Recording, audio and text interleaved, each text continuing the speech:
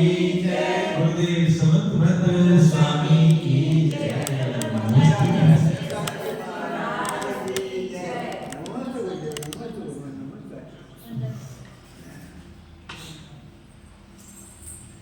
Page number 253 है।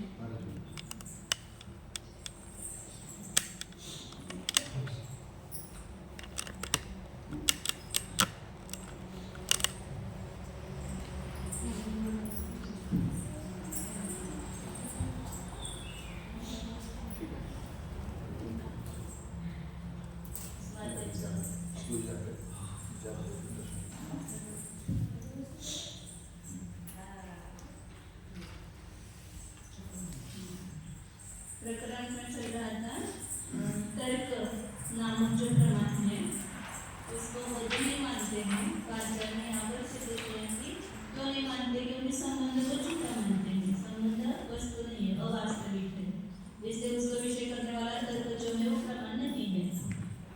तो उसको यहाँ पर आचार्य सिद्ध किया कि संबंध भी वस्तु है, क्योंकि उसका अर्थ क्रियाकारीपना पाया जाता है। और अर्थ क्रियाकारिता क्या है कि उस संबंधियों की संबंधिता, पदार्थों की जो संबंधिता है, यही संबंध की अर्थ क्रिया है। जो संबंध का ज्ञान हो रहा है वही उसकी अर्थ क्रिया है। तो आगे अब उसी के बारे में से बता रहे थे 253 की 90 नंबर का बात थी।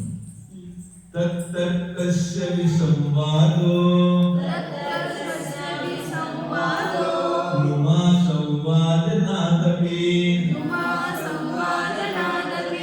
विसंवादे तर्कस्य जातो तन्नोपपद्यते। तत्तर्कस्य विसंवादो नुमा संवादनादपि विसंवादे तर्कस्य जातो तन्नोपपद्यते। तर्कस्य अविसंवादः, आचार्य बता रहे हैं कि वह तर्क जो है उसमें कोई भी संवाद नहीं है। तो उसका जो विषय है उसको जैसा जानेंगे वैसा वो विषय पाया जाता है, उसमें कोई भी विसंवाद उत्पन्न नहीं होता है। तो इसलिए अविसंवाद है।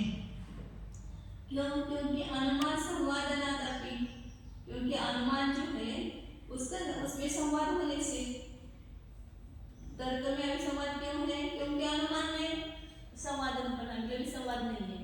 अनुमान प्रमाण तो सभी ने माना है, चार वाक्य छोड़ करके बाकी सभी ने अनुमान प्रमाण माना है। तो अनुमान प्रमाण में भी अविसंवाद पढ़ा है, मतलब संवाद और अविसंवाद दोनों का एक होता है। विसंवाद मतलब संवाद का विरुद्ध हो गया, विवाद हो गया, और अविसंवाद मतलब विसंवाद न होना, मतलब भी संवाद होना। तो दो नकार मतलब एक होकर हो जाता है। तो अविसंवाद का अर्थ संवाद होता है। तो अनुमान जो है उसमें संवादन बना होने से तर्क में अविसंवाद है। क्योंकि विसंवाद ही तर्क से, यदि तर्क में विसंवाद होगा तो अनुमान कभी भी संवाद मतलब संवादित नहीं होगा। उसमें अनुमान में तर्क वो कारण है अनुमान का, और तर्क में भी संवाद हो गया, तर्क या प्रमाण है, तो उससे उत्पन्न हुआ जो अनुमान है उसमें प्रमाणता कैसे आएगी, उसमें समानपना कैसे आएगा? क्योंकि कभी भी अनुमान तर्क से ही होता है। जिसकी तर्कना शक्ति है वही अनुमान कर सकता है। तर्कना शक्ति नहीं है तो और तर्क यदि झूठा करेगा तो उसका अनुमान भी झूठा होगा। तो आप तर्क को प्रमाण नहीं मानेंगे तो अनुमान भी प्रमाण नहीं होगा। तो अनुमान यदि प्रमाण मानते हो तो तर्क को भी, तर्क ज्ञान जो है वो भी प्रमाणभूत है। ये यहाँ पर बताना है। कारणभूत ज्ञान के प्रमाण होने पर ही कार्यभूत ज्ञान प्रमाण उत्पन्न होता है। उत्तरवर्ती अनुमान का संवाद हो जाने से भी उस तर्क ज्ञान का अविसंवादीपना सिद्ध हो जाता है, अन्यथा नहीं। कारण कि तर्क ज्ञान का विसंवाद होने पर कभी भी अनुमान का वह संवादीपना नहीं बन पाता है।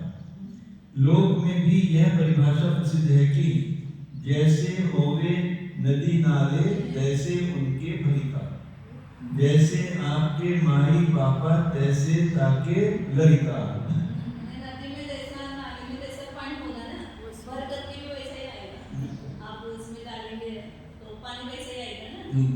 और माता पिता जैसे होंगे वैसे लड़के होंगे, लड़के। देश भाषा का ये मुहावरा है। हाँ। ये वाक्य है। जैसे जाके माई बाप कैसे खाए के लड़का है। हाँ, आपके उधर की भाषा है। नहीं, नहीं। कारण अनुरूपम कार्यम भवति, कार्य के अनुसार कार्य होता है, तो तर्क कारण है तो अनुमान कार्य है, तो अनुमान तर्क यदि झूठा है तो अनुमान भी झूठा होगा। नहीं तर्कस्य अनुमान निबंधने संबंधे संवाद अभावेन अनुमानस्य संवाद संभवी निश्चितः। तर्कस्य मूलवाक्य क्या है कि तर्कस्य संवाद अभावे अनुमानस्य संवादः न संभवी निश्चितः। यदि तर्क में संवाद का अभाव मानेंगे तो अनुमान में भी संवाद नहीं होगा।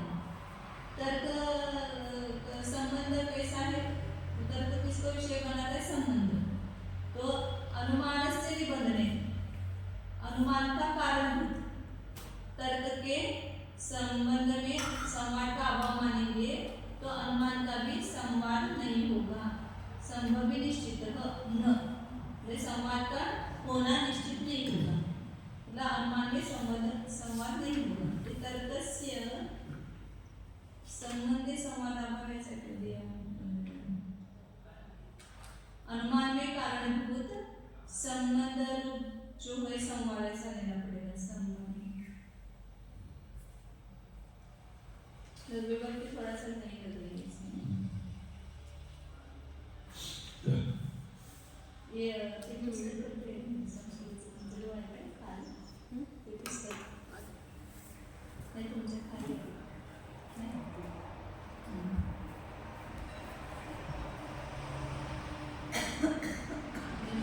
अनुमान निबंध करेंगे।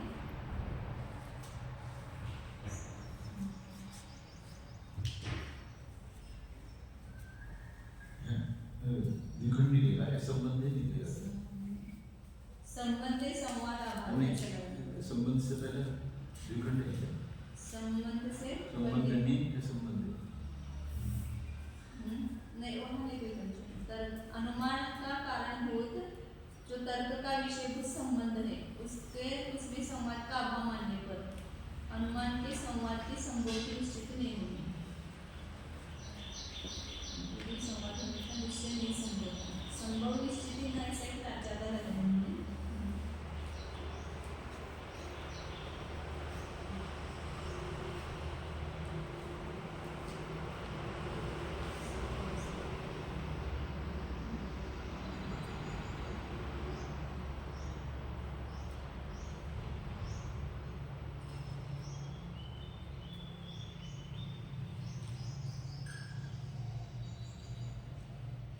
नंबर की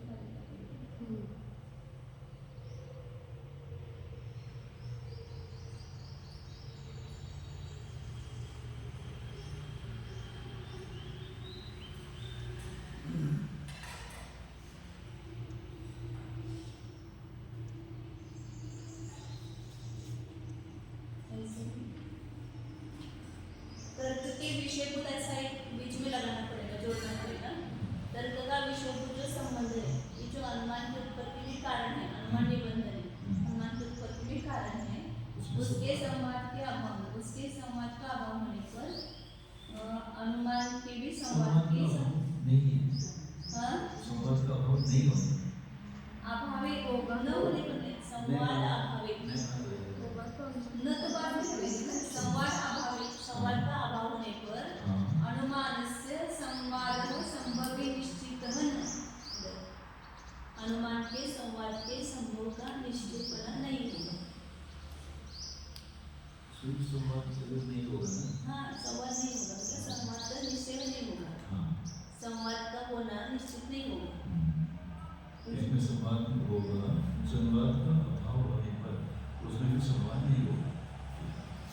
ये मतलब थोड़ा सा एक तो जोड़ के चाहिए, संवाद संभव निश्चित न, संवाद संभव निश्चित न, ये थोड़ा सा ऐसे दो जगह जोड़ लगता है।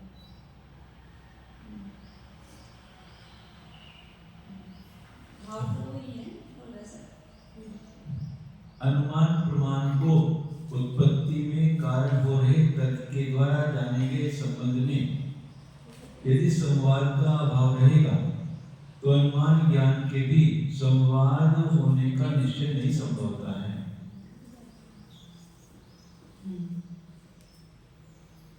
विसंवादी ज्ञानों से संवादी ज्ञान उत्पन्न नहीं होते हैं। चूहों के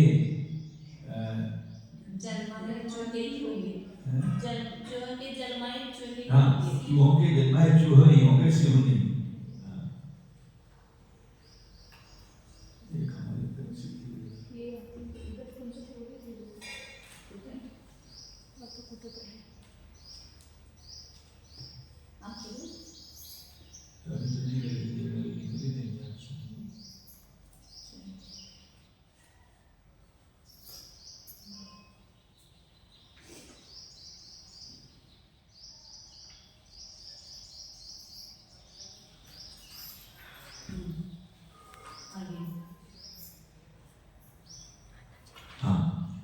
संवाद तर्कस्य नास्ति विप्रकृष्ट अर्थ विषयत्वात् इति चेत्।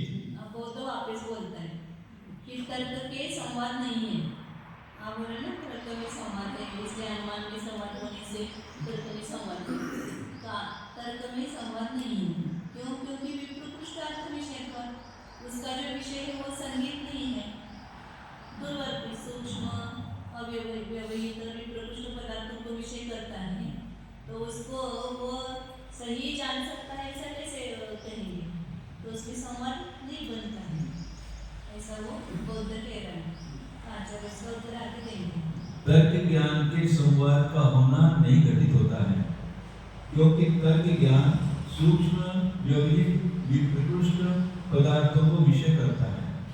जैसे लंबी चौड़ी यहाँ वहाँ की गप्पाष्ट बकने वाला पुरुष सभी बातों को सत्य के घाट पर नहीं उतार सकता है। इस प्रकार बौद्धों की शंका करने पर तो आचार्य उत्तर कहते हैं कि तर्क संवाद संदेहे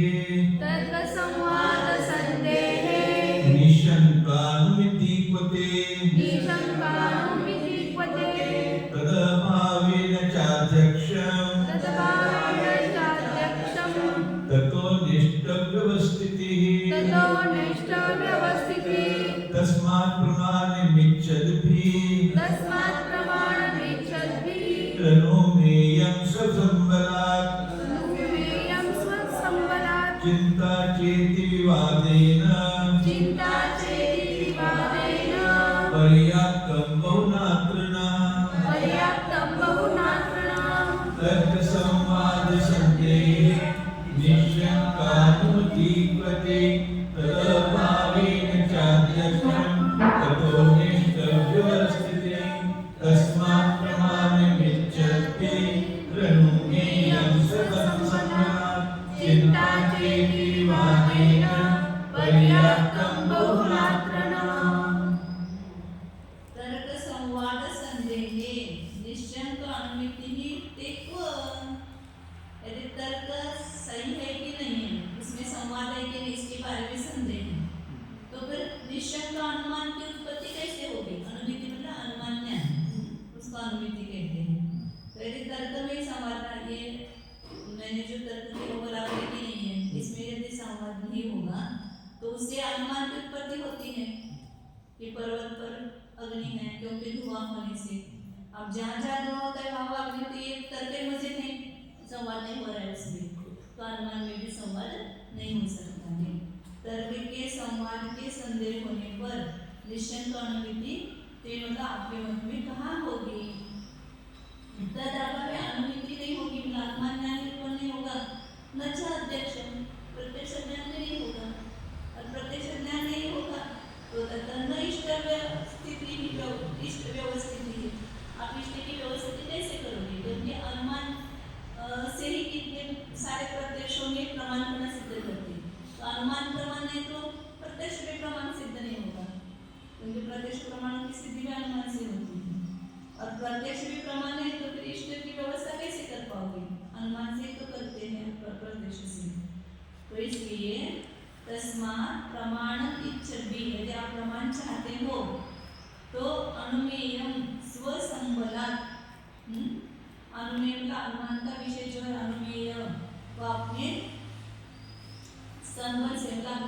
सामर्थ्य से तर्क ज्ञान भी चिंताच इति विवादेन, मतलब चिंता प्रमाण जो है उसको आपको स्वीकार करना चाहिए, अपने बल से ही वो सिद्ध होता है।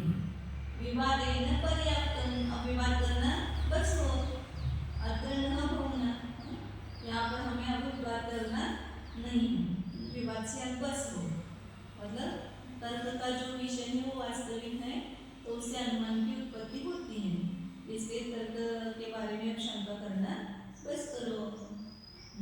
तर्क के संवाद में संदेह करने पर तुम बौद्धों के यहाँ शंका रहित होता हुआ अनुमान भला कहाँ होगा, अर्थात कहीं भी प्रमाणभूत अनुमान नहीं हो सकेगा, और उस अनुमान प्रमाण का अभाव हो जाने पर प्रत्यक्ष प्रमाण की भी सिद्धि नहीं होगी।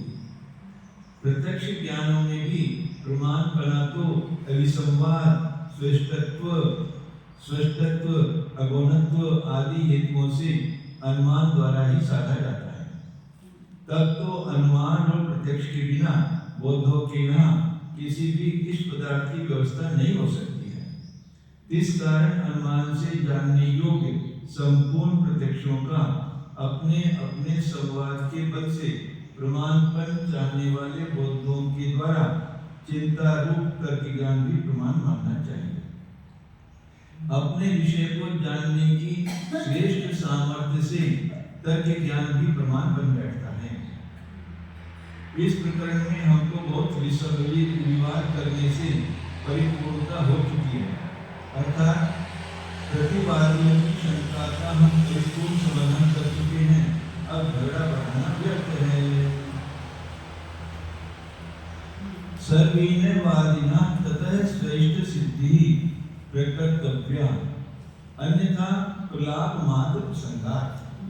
सभी वादियों के द्वारा ततः स्व इष्ट सिद्धि प्रकर्तव्या, उस अनुमान से अपने इष्ट की सिद्धि करनी चाहिए। मतलब कुछ भी कोई भी वाद ऐसा चाहेगा ना जो अपना अपना इष्ट तत्व है वो सिद्ध हो, तो इष्ट तत्व की सिद्धि करनी चाहिए, नहीं तो क्या होगा, अन्यथा प्रलाप मात्र प्रसंग, केवल आपका बोलना ही मात्र का प्रसंग आएगा, आपने इष्ट की सिद्धि नहीं कर पाओगे तो क्या हो, केवल वाक चालू हो जाएगा ना, केवल वाक चालू हो जाएगा।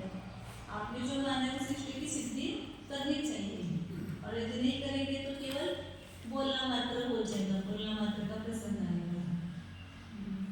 साक्ष्य प्रमाण सिद्धि अनु आकर्षति तद अभावे तद अनुपत्तेः।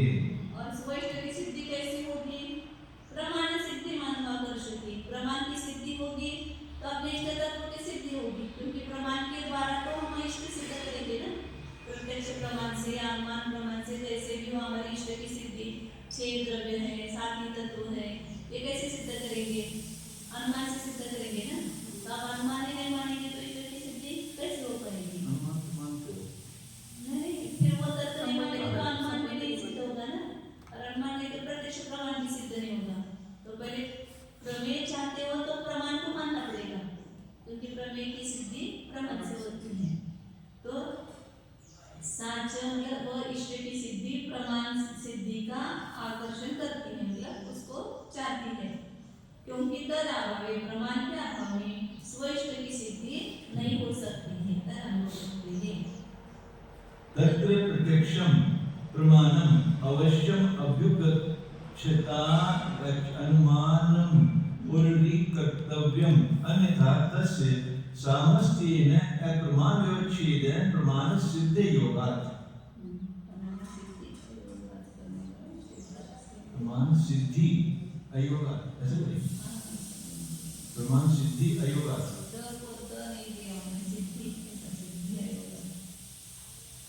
तत्र प्रत्यक्षम प्रमाणम अवश्यम अभ्युपगच्छता, फिर उसमें इष्ट की सिद्धि करना है तो प्रमाण को आपको मानना पड़ेगा, तो उसमें भी सबसे पहले प्रत्यक्ष प्रमाण है उसको अवश्य स्वीकार करने वालों के द्वारा, प्रत्यक्ष प्रमाण आप चाहते हैं ना तो अनुमान को भी प्रमाण मानना पड़ेगा, क्योंकि बिना अनुमान के प्रत्यक्ष की सिद्धि नहीं होती है। अनुमान उर्वी कर्तव्यम, अनुमान को स्वीकार करना चाहिए, अन्यथा नहीं, पहले अनुमान नहीं मानेंगे तो तस्य प्रत्यक्ष की सामस्तेन संपूर्ण रूप से अप्रमाण व्यवच्छेदेन, उसमें अप्रमाणता नहीं है, मतलब प्रमाणता है प्रत्यक्ष में, सीधा अनुमान से करोगे ना, पहले अनुमान नहीं मानेंगे तो प्रत्यक्ष प्रमाण में अप्रमाणता का निराकरण, अप्रमाण की सिद्धि नहीं हो सकेगी। मतलब प्रत्यक्ष प्रमाण है, अप्रमाण नहीं है, तो इसकी सिद्धि अनुमान से होगी। तो प्रत्यक्ष प्रमाण चाहते हो तो अनुमान को भी आपको स्वीकार करना पड़ेगा, क्योंकि उसके बिना प्रत्यक्ष की प्रमाणता की सिद्धि और उसकी अप्रमाणता का निराकरण नहीं हो पाएगा। निसंदेहम अनुमानमपि इप्सिता साध्य साधन संबंध ग्राही प्रमाणम असंदिग्धम एषितव्यम् इति तत् एव च तर्कः। ततः तस्य च संवादः निसंदेहः एव सिद्धः, अन्यथा प्रलापमात्रम् अहेयोपादेयम् अश्लील विजृंभितमायम् आयाति इति पर्याप्तम्। अत्र बहुभिः विवादैः ओ संवाद सिद्धेः उल्लंघन न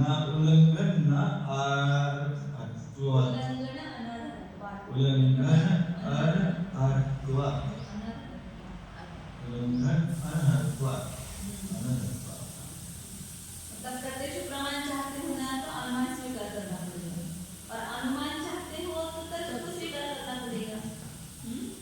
निस्संदेह अनुमान इप्सिता, निस्संदेह रहित अनुमान की इच्छा करने वालों के द्वारा साध्य साधन के संबंध को ग्रहण करने वाला जो प्रमाण है वो निस्संदेह रूप से, असंदिग्ध रूप से एषितव्यम्, उसको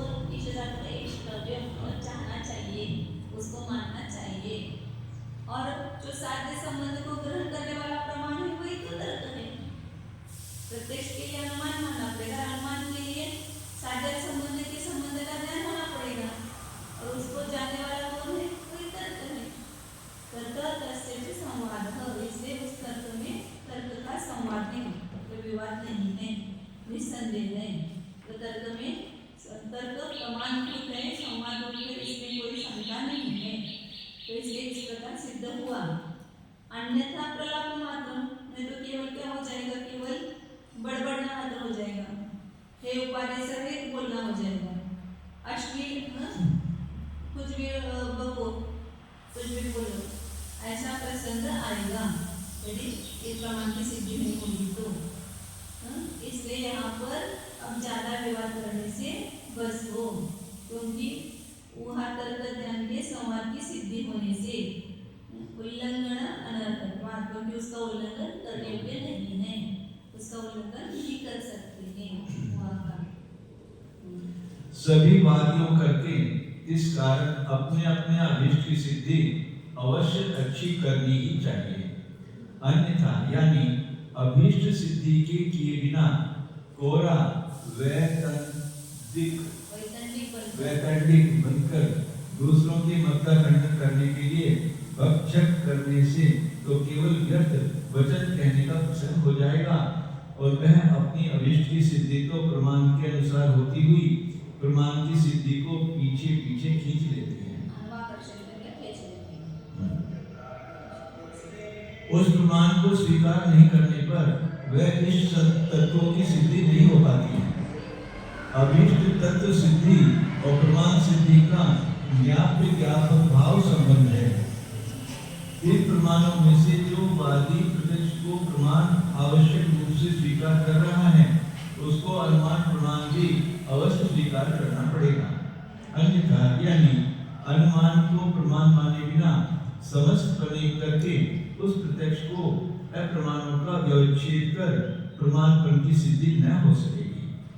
अर्थात वर्तमान काल का अपना ही प्रत्यक्ष तो अकेला प्रमाण नहीं माना जाएगा, किंतु साथ में भूत या भविष्य कालों में हुए अपने प्रत्यक्ष और अन्य जीवों के भी अनेक प्रत्यक्ष ज्ञान प्रमाण कहने पड़ेंगे।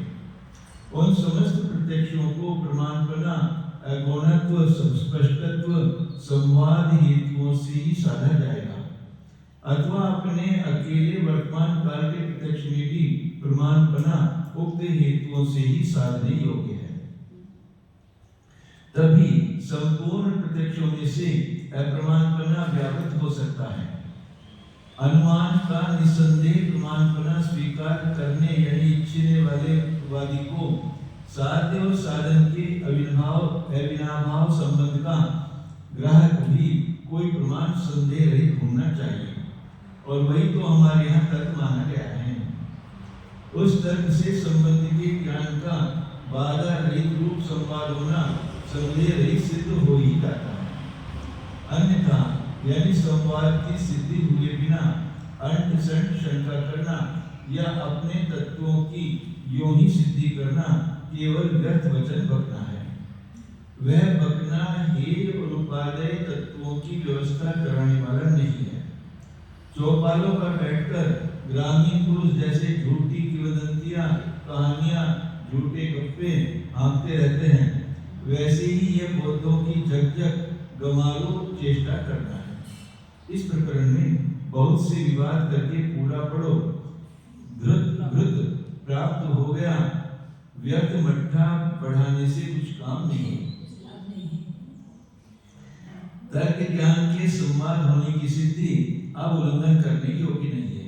भावार्थ, जो बौद्ध वैशेषिक नैयायिक मीमांसक आदि विद्वान प्रत्यक्षों को प्रमाण मानेंगे, उन्हें कालांतर, देशांतर, पुरुषांतरों के प्रत्यक्षों को प्रमाणपना सिद्ध करने के लिए अनुमान की शरण लेना आवश्यक है। पूर्वोक्त विद्वान अनुमान को प्रमाण मानते भी हैं, किंतु अनुमान प्रमाण की उत्पत्ति व्याप्ति ज्ञान को प्रमाण माने बिना नहीं होती है। अतः तर्क ज्ञान प्रमाण है, इस निर्णय पर पहुंच जाओ।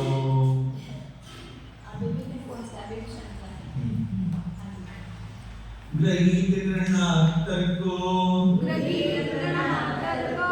प्रमाणम् इति चेन्नवै तस्या पूर्वार्थ वेदित्वा उपयोग विशेषतः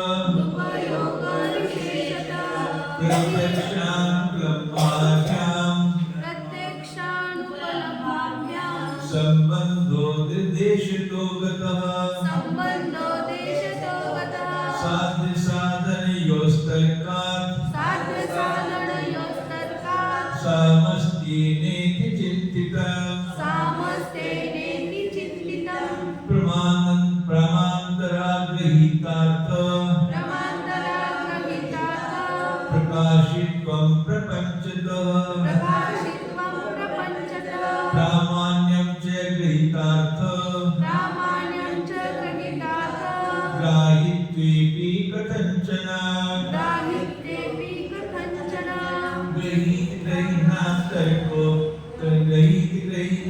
तर्को प्रमाणमिति चेन्नवै तस्या पूर्वार्थ वेदित्वा उपयोग विशेषतः प्रत्यक्षानुपलब्धाभ्यां संबंधो देशतो गतः साध्य साधनयोस्तर्कात् सामस्त्येनेति चिन्तितं प्रमाणान्तरागृहीतार्थ प्रकाशित्वं प्रपञ्चतः प्रामाण्यं च गृहीतार्थ ग्राहित्वेऽपि कथञ्चन। अब वो पुनः दूसरा हेतु दे रहे हैं। पहले संवाद का अभाव में ऐसे दिया था, अभी अब कहते हैं कि गृहीत ग्रहण, गृहीत मतलब पहले ग्रहण किए हुए पदार्थ को ही तर्क ग्रहण करता है। ये अप्रमाणता का एक कारण माना जाता है। पहले ग्रहण किए वस्तु को हम ग्रहण करते हैं तो आपको नया कुछ अज्ञान दूर हुआ नहीं, कुछ नया फल मिला नहीं, तो ज्ञान प्रमाण नहीं है। पहले आपने घट को जाना, पुनः दूसरे ज्ञान में भी घट ऐसा जान रहे, पहले तीसरे ज्ञान में भी घट ऐसा जान रहे, तो आगे के ज्ञानों का फालतू हो गया ना, क्योंकि ग्रहण किए हुए तो ग्रहण कर रहे हैं। पहले ज्ञान में तो एक फल मिल गया कि पहले घट का ज्ञान नहीं था, आपको घट का ज्ञान हो, तो दूसरे तीसरे चौथे ज्ञान सब उसका कुछ फल ही नहीं है, पूरे को ग्रहण करता है, इसलिए इसको प्रमाण नहीं ऐसा मानते। गृहीत ग्राह्य ज्ञान प्रमाण नहीं है, ऐसा सब एक सिद्धांत है। तो फिर तर्क ने किसको ग्रहण किया? पहले जो स्मृति प्रत्यक्ष ज्ञान के द्वारा जिसको ग्रहण किया है, उसी पदार्थ को तो तर्क ग्रहण कर रहा है, इसलिए तर्क प्रमाण नहीं है। अप्रमाणित, ऐसा वो अन्यमति कहता है पूर्व पक्ष वाले। तो आचार्य कह रहे कि चेत न, ऐसा कहना तुम्हारा ठीक नहीं है। क्यों? क्योंकि तस्य अपूर्वार्थ वेदित्वात् उपयोग विशेषतः, उपयोग विशेष से उसमें भी अपूर्वार्थ को जानने पर है, उसमें भी अपूर्वार्थ बना है। जैसे अपन भी बार बार एक वस्तु जानते हैं, लेकिन काल की भेद से उसमें जानने में क्या हो जाता है, विशेषता। सुबह कुछ वस्तु को जाना, पुनः उसको दोपहर में भी जाना, तो बीच में काल का व्यवधान भी हो गया और विशेष विशेष जाना भी हो गया। आत्मा को जान रहे हैं ध्यान में, तो कहीं आत्मा हो तो पूरी तरह ही हो गया, ऐसा लोग कहते हैं। तो ऐसा पूरी तरह नहीं, क्योंकि पहले समय में आपने आत्मा को अलग एंगल से देखा था, फिर उसका विशेष पुनः दूसरे बार जाना, तो अलग अलग गुणों के माध्यम से, अलग अलग इससे विशेषताओं के माध्यम से उस वस्तु को जानते हैं, तो उसमें नया फल मिलता है ना, अपूर्व ज्ञान होता है। तो उपयोग के विषय से, उपयोग कभी उस समय उपयोग नहीं रहता है तो इतना ग्रहण नहीं होता है, पुनः भी उपयोग ज़्यादा रहता है तो पुनः ज़्यादा ग्रहण हो जाता है। तो उपयोग के विषय से अपूर्वार्थ का वेदीपना उस तत्व ज्ञान में पाया जाता है, क्योंकि प्रत्यक्ष अनुपलम्भाभ्याम संबंध देशतः, प्रत्यक्ष से या अनुपलम्ब मतलब जैसे अनुमान समझो एक तरह से कि वो उसका अभाव होने पर उसका अभाव हो, अनुपलम्ब व्यतिरेक को बोलते हैं अनुपलम्ब।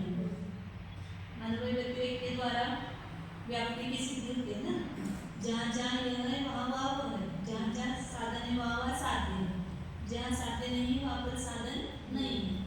तो अपन अनुभव व्यतिरेक समझो ऐसा।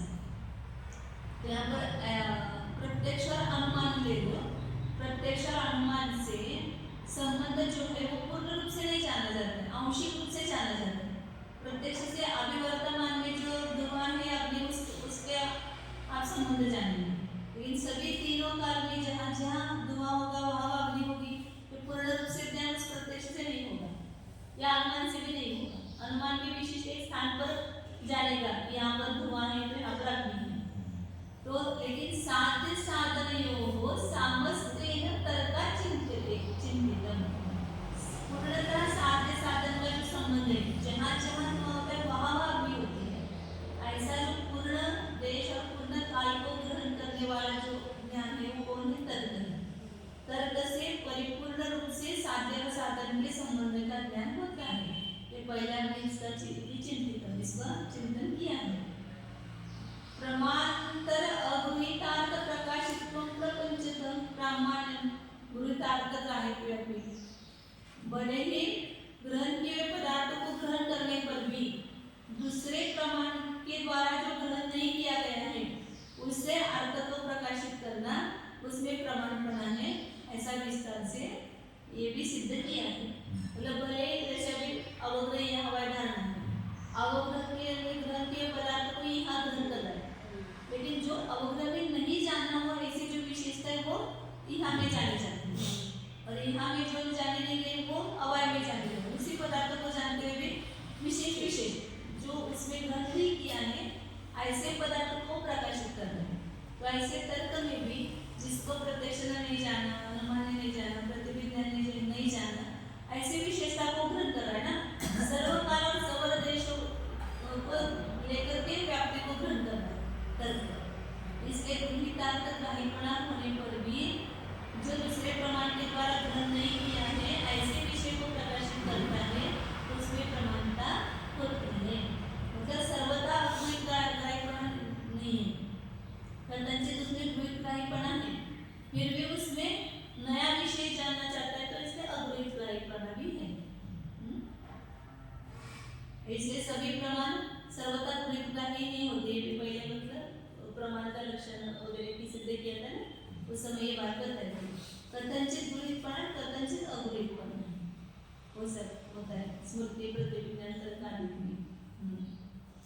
किसी का पूर्व पक्ष यो हो कि तर्क ज्ञान ये पक्ष अप्रमाण है, साथ पहले प्रमाणों से ग्रहण किए जा चुके विषय का ग्राहक होने से ये ग्रंथकार कहते हैं कि यह तो अनुमान बनाकर नहीं कहना, क्योंकि उस तर्क को अपूर्व अर्थ का निश्चय से ग्राहकपना प्राप्त है।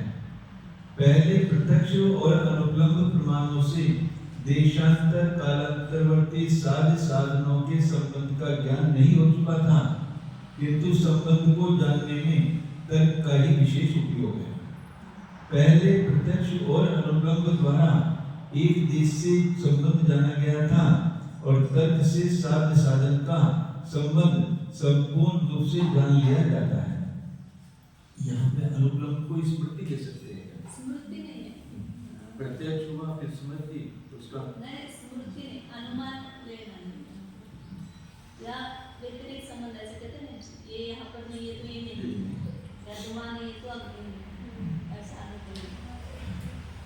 इसको हम पूर्व में विस्तार से विचार कर चुके हैं। अतः अन्य प्रमाणों से नहीं ग्रहण किए गए अर्थ का प्रकाशनपना तर्क में घट जाता है। दूसरी बात यह है कि कथनचित ग्रहित अर्थ का ग्राहक होते हुए भी तर्क ज्ञान का प्रामाण्य प्रतिष्ठित हो जाता है। प्रतिदिन कई बार व्यवहार में आ रही वस्तुओं का ज्ञान हो चुकने पर भी क्षणों की विशिष्टता से कुछ विशेष अंश अधिक जानने वाले ज्ञान प्रमाण माने गए हैं। सर्वज्ञ के प्रत्यक्ष को भी विषयों में काल के तारतम्य की उपाधि लग जाने से अपूर्व अर्थग्राहीपना घटित हो जाता है। सभी प्रकार नवीन नवीन अर्थों को तो सर्वज्ञ ज्ञान जानता नहीं है, किंतु जिसको भविष्य रूप से जाना है वह वर्तमान हो गया।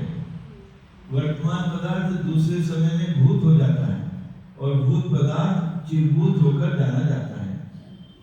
इस प्रकार अपूर्व अर्थ का अर्थ ग्रहण का निर्वाह करना तर्क ज्ञान में भी लगा लो। केवल ज्ञान जो है हर समय पूरे विश्व को जान रहा है, तो क्या नहीं आ रहा है उसमें, तो पूरी ग्रह हो जाएगा ना। प्रत्येक समय में केवल ज्ञान पूरे संपूर्ण वस्तुओं को जान ही रहा है, फिर दूसरे समय में उसी को जान रहा है, फिर तीसरे समय में उसी संपूर्ण विश्व को जान रहा है। माता जी सब कुछ जान रहा है कौन, फिर वो पूरी ग्रह हो गया, फिर अप्रमाण हो जाएगा। उसको भी पूरी ग्राही नहीं है, सिद्ध किया है। कैसे सिद्ध किया है कि संसार परिवर्तनशील है, संसार की पर्याय बदल रही, तो वैसा ज्ञान में जो बदल हुआ वैसा जान रहा है कि नहीं जान रहा है। तो पहले समय में हमारे अभी वर्तमान की पर्याय कैसे जान रहे थे सर्वज्ञ, ये स्त्री रूप से या मनुष्य रूप से, अभी वर्तमान काल की ज्वारिका रूप से वो देख रहे थे। अब हम मर करके देव हो, तो कैसे जान रहे हमको, उस समय देव रूप से जान रहे, वर्तमान की देव पर्याय जान रहे, और ये आज का पर्याय भविष्य भूतकाल की जान रहे, और आगे होने वाले की सिद्ध पर्याय भविष्य रूप से जान रहे। तो उनके ज्ञान में भी अपवर्तपना इस तरह से पर्याय के परिवर्तन से या भूत वर्तमान भविष्य की अपेक्षा से उनके ज्ञान में भी पूरे भले को पूरे का पूरा उन्होंने ग्रहण किया पहले समय, लेकिन दूसरे समय में भी पूरे का पूरा जान रहे, लेकिन फिर भी उसमें अपवर्तपना आया है। काल का विशेषण। हाँ, जो बदल हुआ वैसा जान रहे ना ज्ञान में, जो पर्याय वर्तमान की थी उसको भविष्य रूप से जान रहे, आज कल की पर्याय को भविष्य रूप से जान रहे, फिर कल उसको वर्तमान रूप से जान रहे। अभी वर्तमान में इस द्रव्य की पर्याय है, और ये पर्याय जो वर्तमान की उभूत हो गई, और जो अभी भविष्य की आने वाली वो भविष्य रूप से जान रहे।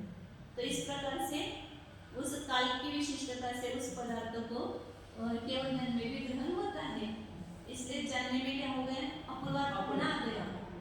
तो इसलिए सर्वज्ञ ज्ञान जो है सब कुछ उन्हीं पदार्थों को जानते हुए भी उसमें अपवर्तपना। तो या तो भले प्रत्यक्ष ज्ञान माने जाना तो भी संपूर्ण देश और संपूर्ण काल को नहीं ग्रहण किया, तर्क ने संपूर्ण देश और संपूर्ण काल को ग्रहण किया, जहाँ जहाँ ऐसा हुआ ऐसा नहीं। इस प्रकार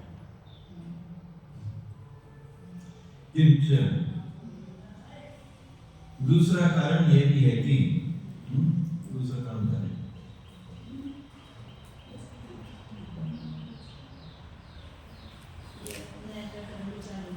अच्छा है, तर्क प्रमाण नहीं मानते तो कैसे आप क्या दे सकते हैं?